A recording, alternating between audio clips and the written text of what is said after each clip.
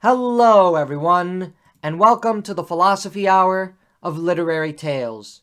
I'm your host, Paul Krause, and in this episode, we are continuing our exploration and examination of the philosophy of Jean-Paul Sartre by turning to his most famous idea within his book, Being and Nothingness, bad faith.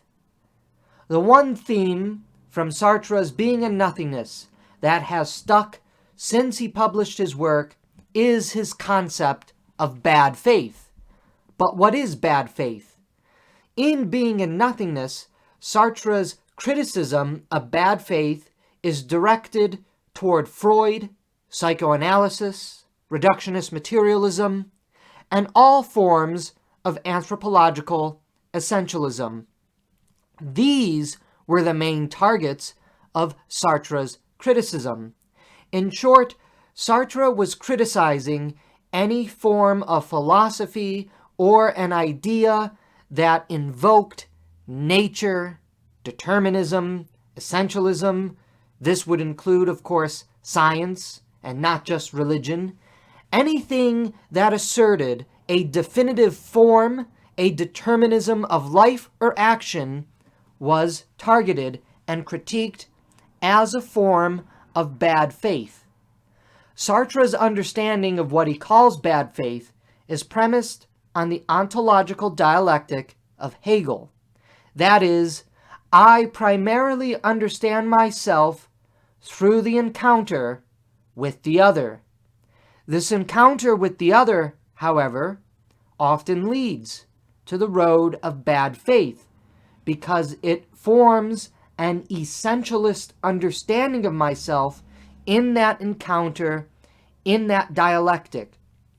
For Sartre, the essence of bad faith is to allow others, any other, or the world, or nature, or science, to define what you are. Any attempt to define what you are and who you are is a form of bad faith. Thus, Sartre follows the famous dictum that existence precedes essence rather than essence precedes existence.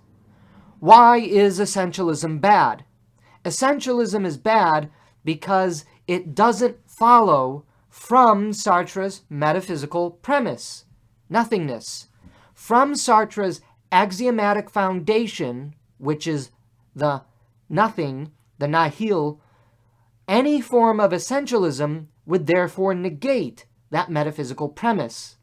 Thus, Sartre, ironically, is bound to assert that existence precedes essence in order to save his entire system of metaphysical libertarianism. The idea that humans, through human choices, are entirely and completely free, independent of any relationship in accord with the other, with nature, with the cosmos. But you might ask, why isn't the essentialism of freedom that undergirds Sartre bad? This is because freedom is not something actually essential, as we discussed in our episode looking at the philosophy of freedom and vertigo. Freedom is nothingness. Freedom is also always a process of becoming. At any moment, you can eliminate your freedom. You can commit suicide. Freedom is not something fixed in Sartre's philosophy. Therefore, the idea that we have to start with the metaphysical premise of freedom is not actually a form of bad faith from Sartre's own perspective. That is because freedom isn't a form of essential identity or essential reality. Freedom is a constant state of flux, fluidity, movement, and at any moment, I can choose to end my freedom. Thus, bad faith has two component principles to it. First is the unconscious. Second, and most importantly, is self-deception.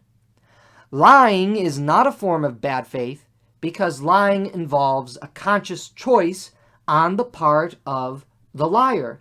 The liar is choosing to lie in his choice of freedom. Bad faith is allowing oneself to be defined by something other than yourself, which is a constriction and restriction of freedom.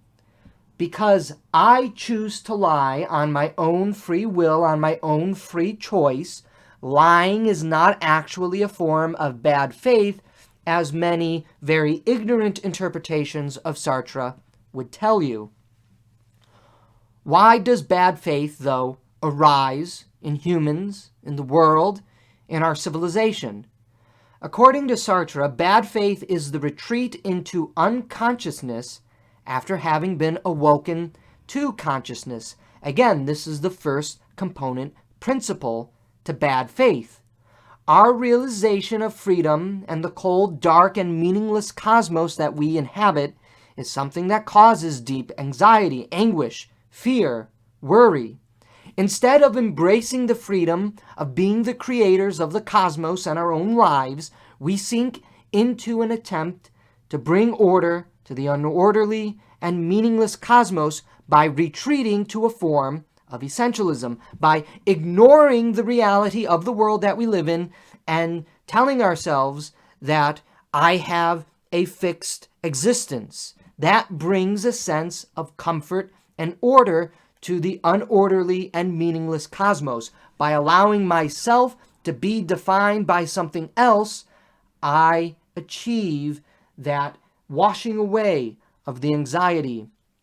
This retreat into bad faith is also the retreat into dualism, which is what Sartre is attempting to resolve back at the beginning of Being and Nothingness. As he says, better yet, I must know the truth not at two different moments, which at a pinch allows us to reestablish a semblance of duality, but in the unitary structure of a single project. Bad faith exhausts itself into dualism and a false sense of security and order. I either live for another who defines me, like in the master-slave relationship, or I live in the false accord with nature defining me. But the reality of the world is that I am my own. I am my own being and should live for myself, which means I create for myself my own meaning in the meaningless cosmos. Everything is a social construction and has no teleological end to it. In the randomness and chaos that is existence, I control everything through my own actions and through my own creations. In our contemporary world, with all the talk of social constructionist philosophy is deeply rooted in the philosophy of Jean-Paul Sartre. For if social construction is true, that means nature must not be true. In this conflict between nature and social construction, nature is understood as a form of bad faith, because if I live in accordance with nature, I am allowing nature to define me.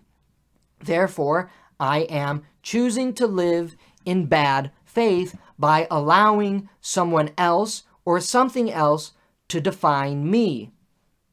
Phenomenology is the philosophy of consciousness and being in the world, of self in the world, and phenomenology is one of the core components, one of the key spirits to understanding Jean-Paul Sartre.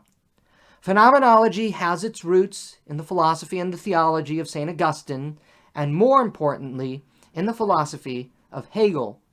The problem with another famous phenomenologist who embraced phenomenology as psychology, Sigmund Freud, is that Freud and psychoanalysis, this form of phenomenology from Sartre's perspective, is about embracing the unconscious and allowing the unconscious to determine how I am, who I am, and how I should live. Thus, Sartre spends a lot of time attacking psychoanalysis as a form of bad faith. Psychoanalysis, he writes, has not gained anything for us, since in order to overcome bad faith, it has established between the unconscious and conscious an autonomous consciousness in bad faith. Psychoanalysis defines us in our unconsciousness, which is why it is worthless and dangerous. Psychoanalysis comes to define us by arguing that most of our actions are done unconsciously or subconsciously, and this is counter to Sartre's philosophy of freedom, that I consciously choose to create my own freedom at every point of my existence. Psychoanalysis tells us that we are not free and that I am defined by these unconscious and subconscious realities that I have no control over. The reason why, then, psychoanalysis is a form of bad faith is because psychoanalysis creates a pattern of permanent bad faith by deceiving one to reject their own consciousness of freedom and to embrace the idea that I am not in control of my own actions. And because I am not in control of my own actions, I am losing the philosophy of freedom that undergirds Sartre's entire project. Another problem that Sartre is tackling in his commentary on bad faith is the push towards facticity and objectivity. For Sartre, the biggest proponent of bad faith in the modern world is not religion, as ignorant atheists often say. It is, for Sartre, the reduction of the human to mere material facticity. This is Sartre's rejection and criticism of reductionist materialism. Now, Sartre, of course, is a materialist, but he doesn't like the idea of reducing material life, material objectivity, to a single facticity, to a single point of foundation. As he says, if we reject the language and the materialist mythology of psychoanalysis, we perceive that the censor, in order to apply its activity with discernment, must know what it is repressing. Because reductionist materialism and the mythology of psychoanalysis is a form of bad faith, because it reduces everything to a single essential foundation, it must be rejected as a form of unfreedom. To reduce the person to mere material objectivity and physical facticity is bad faith, because this is using matter to define us. This is the core component to Sartre's critique of science and the philosophy of scientism. To define ourselves purely through the material sciences is to reduce everything to material facticity and therefore deny the reality of consciousness. In his commentary on bad faith, Sartre is also engaged in the philosophy of consciousness, which has also gained recent credence and a lot of commentary and debates because of certain very bad materialists like Sam Harris telling you that you don't have consciousness and you don't have a free will and a free choice. Sartre is engaged over 70 years ago in these same debates. Those who tell you, he is saying, that you have no free will, that you have no consciousness, that you have no choice in anything, are telling you that you should live your life as a slave. And by accepting their arguments, their philosophy, you are accepting a form of bad faith. Consciousness is what allows us to decide for ourselves what our life will be and what we will live for. This, of course, is something that is denied in the philosophy of mid-20th century materialist facticity and objectivity, because consciousness, according to Sartre, cannot be reduced to objective facticity, because that would be, paradoxically, a restriction on consciousness, and therefore, as mentioned, a restriction on human freedom. the materialistic brand of liberalism also comes under attack by Sartre when he assails the person possessing rights. Those who are asserting that I have any form of intrinsic natural rights is engaged in a fallacy and is promoting the philosophy of bad faith, because by asserting that I possess certain rights, certain liberties, I am defining myself by those rights and by those liberties, and therefore am equally engaged in a form of bad faith philosophy. To be free in the form of having rights is, according to Sartre, actually a restriction of freedom. If I am free by having C, D, and E, and let's also say F, but not A and B, I am not fully free. Rights-based freedom is a form of control and dictation. It tells you that you have these certain rights, which are inalienable, intrinsic, natural, but it is also telling you that you do not have these rights. Sartre's philosophy of freedom has nothing to do with a philosophy of possessing rights or intrinsic liberty or natural rights, because any of that kind of philosophy of freedom is a form of essentialism and therefore a form of bad faith. Again, for Sartre, freedom is simply the ability to choose always and everywhere how I should live at any moment in time. I can be a waiter for one day, but I am not merely a waiter. The next day, I can be an artist, but then I am not merely an artist. For the next day, I can choose to be a fisherman, so on and so forth. I am not bound by any particular or intrinsic definition of liberty and rights according to Sartre. I must always be willing to choose to live in the moment, in the given moment of time. I choose to live my life how I choose to live my life through the application of consciousness in every moment of my existence. That is true freedom for Sartre, and the philosophies of materialist facticity, reductionism, and natural rights liberalism destroy all of that, because all of these materialist philosophies define humanity in a single set of constructs, and that is a form of bad faith. Sincere belief is another famous section that Sartre asserts is bad faith. Sartre's assault on sincerity stems from his belief that sincerity is a form of self-deception. Self-deception is that other great pillar of bad faith that Sartre identifies and decides to deconstruct.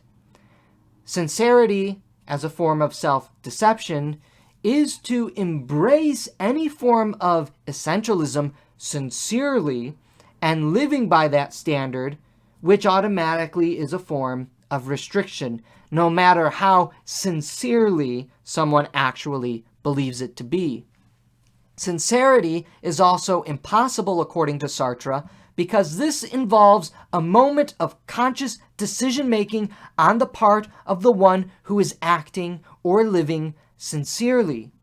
Sincerity is the worst form of the retreat from consciousness back to the unconscious, because when you say you are living sincerely, that you believe something sincerely, you are actually cutting off and ending your conscious engagement with life. You are saying, in essence, and again, this is all bad according to Sartre, that I have achieved a level of conscious understanding and now I do not need to think or have conscious understanding anymore. That is why sincerity is bad. Sincerity is, as Sartre says, to be what one is, and that is a form of essentialism. To be what one is to embrace essentialism over existence. It is to accept the premise that essence precedes existence instead of existence preceding essence. It is the reversal of the metaphysical axiom of nothingness, and that existence precedes essence. And this is, by definition, impossible if nothingness and existence precede essence in the reality of our world. Sartre takes as a given that his metaphysic of nothingness is correct. Therefore, any attempt to live sincerely is an attempt to reject the reality of consciousness and choice in all matters. It is an attempt to eliminate the anxiety, the fear, the distrust, and the worry of what a world of pure absolute freedom and choice entails for us. And because we cannot handle the totality of this existence, of this continuous, constant flux of freedom, we deceive ourselves by saying that I have sincerely come to believe X and will live my life in accord with X in order to not think and to not be worried about the world and all the dizzying and troubling realities that life in this world of constant flux and freedom entails. So what is the essence, pardon the pun, of Sartre's bad faith? Bad faith for Sartre is living for others, or simply not living for myself. Rather than me being the controller and creator of my destiny, I allow myself to be defined by others, by other things, by a form of nature, determinism, biology, science, religion, etc. Bad faith is the retreat away from being the center of the universe, the decider of all things, and the measure of all things. Sartre is a modern-day Protagoras. Protagoras famously said that man is the measure of all things. Sartre said that existence precedes essence, and they are asserting the same thing. In phenomenological and existential language, Sartre's declaration that existence precedes essence is identical to Protagoras' declaration that man is the measure of all things. So what, then, can we summarize about bad faith according to Sartre? Bad faith is not about lying to others. Bad faith is acting in a manner contrary to one's own being, the being of freedom, existence preceding essence, that I can choose to be and to live however I choose to be and live at any given moment in time. Bad faith allows others or the world to restrict one's freedom and define one's essence for oneself. It is allowing the other, the world, science, cosmos, nature, etc., to be the determining guide for how I should live my life. That is a form of bad faith. Bad faith accepts this external essentialism prescribed onto oneself and living in accord to this as a form of external essentialism. And that is a form of bad faith because it doesn't allow myself to determine how I should live. Sincerity of belief is also a form of bad faith because it endorses a form of essentialism that is automatically restrictive in the conceptualization of sincere belief. Because by embracing sincere belief, you are asserting that you will only live by that philosophy, that standard, or that idea for your entire life, rather than embracing the constant flux and the reality of freedom in chaos. Bad faith also has an unconscious or subconscious element to it because bad faith is telling you through the unconscious, through psychoanalysis, that you in your consciousness are not actually free. Something that you cannot control is actually determining your choices in life. That is bad faith. Bad faith is, in many ways, the embrace of Nietzsche's last man as what life is, rather than the Superman who is in a constant state of creating and struggling his own meaning through freedom in the world. Sartre's metaphysical and ontological framework, bad faith is the rejection of freedom, which is a rejection of nothingness, the nothingness that undergirds reality. Bad faith is, in other words, the attempt to reject the reality of freedom by accepting that there is an essential essence in the world that I must live in union with. Bad faith is the attempt to establish any sort of preordained meaning, truth, system, structure, or teleology in the world and living by that standard rather than living by our own constant creative standard. In many ways, Sartre, in his philosophy of bad faith, just augmented Nietzsche's philosophy of the Übermensch. The entire idea in critiquing bad faith for Sartre is that you must constantly be the creator of your own values at every moment of your life until you finally die.